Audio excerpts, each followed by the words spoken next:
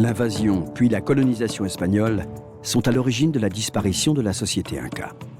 De ce naufrage à l'échelle d'une civilisation, peu a subsisté, rendant la compréhension de cette époque difficile. Au début du XXe siècle, des aventuriers s'intéressent à nouveau aux Incas et à leurs légendes. Beaucoup rêvent de retrouver Vilcabamba, une cité perdue, refuge des derniers Incas. Les Indiens de la région de Cusco parlent d'une mystérieuse ville dans les montagnes. Guidé par ses minces renseignements, Hiram Bingham, un historien américain, s'enfonce dans la forêt, franchit l'école. Un jour de l'été 1911, il débouche sur une crête rocheuse qui abrite une cité endormie, magnifique et énigmatique. Il vient de découvrir Machu Picchu.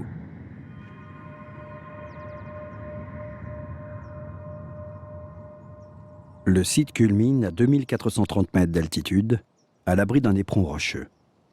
Machu Picchu est la preuve tangible de l'existence d'une civilisation brillante qui dominait les Andes. À la suite des explorateurs, les scientifiques se lancent à leur tour sur les traces des Incas, essayant de retrouver les secrets d'une époque et d'une civilisation qui illumina l'histoire de tout un continent. Alfredo Mormontois est archéologue à l'Institut national de la culture du Pérou. Machu Picchu représente un véritable trésor pour les scientifiques.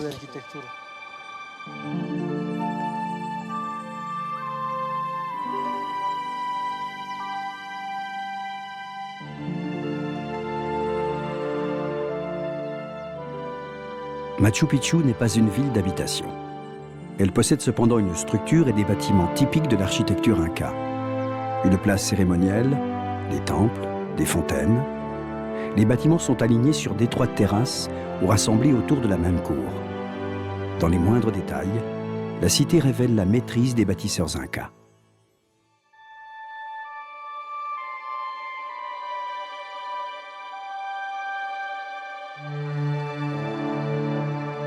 Mais on ne sait toujours pas avec certitude la fonction exacte de cette ville. Oubliée pendant 400 ans, Machu Picchu fascine et éblouit le monde.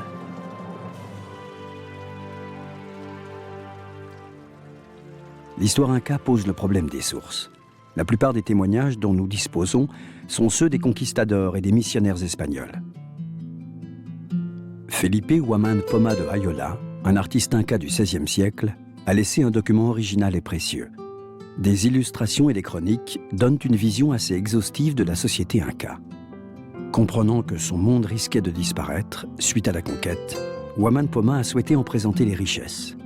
Il destinait ce travail de toute une vie au roi Philippe II, pensant que le souverain porterait ainsi un autre regard sur sa colonie et améliorerait le sort de ses semblables.